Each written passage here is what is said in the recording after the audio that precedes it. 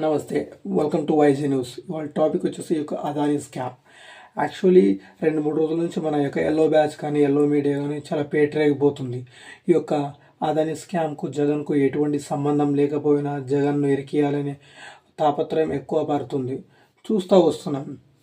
ఈ యొక్క కూటమి ప్రభుత్వం తమ యొక్క హామీలో నెరవేర్చకపోలేనందుకు వారి యొక్క అసత్యాలను కప్పిపుచ్చేందుకు ఈ యొక్క ఎల్లో బ్యాచ్ చాలా విధాలుగా ప్రయత్నిస్తుంది. అన్నా చెల్లి మధ్య గొడవలని, ఈ యొక్క తిరుమల లడ్డు చాలా వివాదాలు తీసుకొచ్చింది. మళ్ళీ ఇది ఒక కొత్త డ్రామాగా తెరలేపింది. అది యొక్క జగన్ అదానీ స్కామ్ను తెరపైకి తీసుకొచ్చింది. యాక్చువల్ ఇక్కడ జరిగిన సంగతి ఏంటంటే, గత ప్రభుత్వం అంటే వైఎస్ఆర్సీపీ ప్రభుత్వం ఈ యొక్క సఖీ సంస్థతో ఈ యొక్క విద్యుత్ కొనుగోలు ఒప్పందం చేసుకుంది. అది కూడా మార్కెట్ రేటుకు చాలా తక్కువ, వెరీ చీప్ అంటే ₹2.49 ఈ యొక్క పర్ యూనిట్ గాను వీళ్ళు ఒప్పందం చేసుకున్నారు.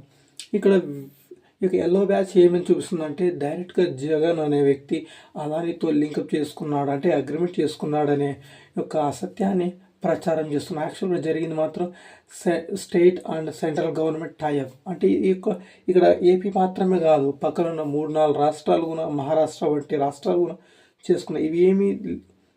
ఇవేం బయటకు రానియకుండా జస్ట్ ఇది ఒక ఏపీని మాత్రమే భంగం చేయాలి. అంటే అది కూడా ఏపీలో ఉన్న జగన్ మాత్రం దీంట్లో ఇరికేయాలనే విధంగా ఎటువంటి సంబంధం లేదు జగన్ దీంట్లో ఇరికేయడానికి ప్రయత్నించింది.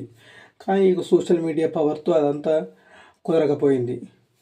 సో ఈ విధంగా ఈ యొక్క కూటమి ప్రభుత్వం కానీ, ఈ యొక్క ఎల్లో బ్యాచ్ కానీ ఇంకా చెలరేగిపోతుంది. కాబట్టి మనమందరం చాలా ఓర్పుతో నిజాలు బయటకు తెలుసుకోవాలి. అదేవిధంగా ఇటువంటి తాపత్రయపడకుండా, ఈ యొక్క ఎల్లో బ్యాచ్ మాటలు వినకుండా కొంచెం ఓర్పుతో ఉంటే మనకు అన్ని నిజాలు బయటకు వస్తాయి. ఎందుకు ఇలా చేస్తున్నారంటే, మెయిన్ రీజన్ వారి యొక్క హామీలు అమలు చేయలేకపోతున్నారు.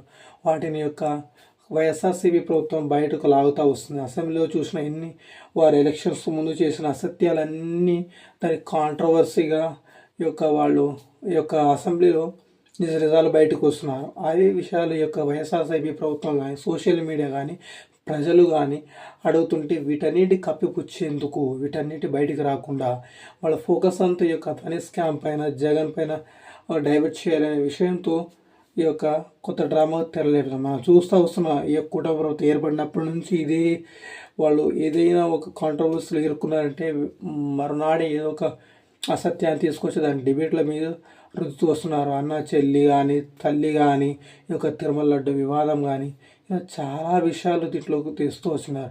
ఇంతకుముందు చూసిన ఈ యొక్క వాలంటీర్స్ విషయం, ఆ వాలంటీర్స్ ధర్నా చేస్తున్నారు. అందులో ఒకరు చనిపోయిన విషయం కూడా తెలిసిందే మనకు.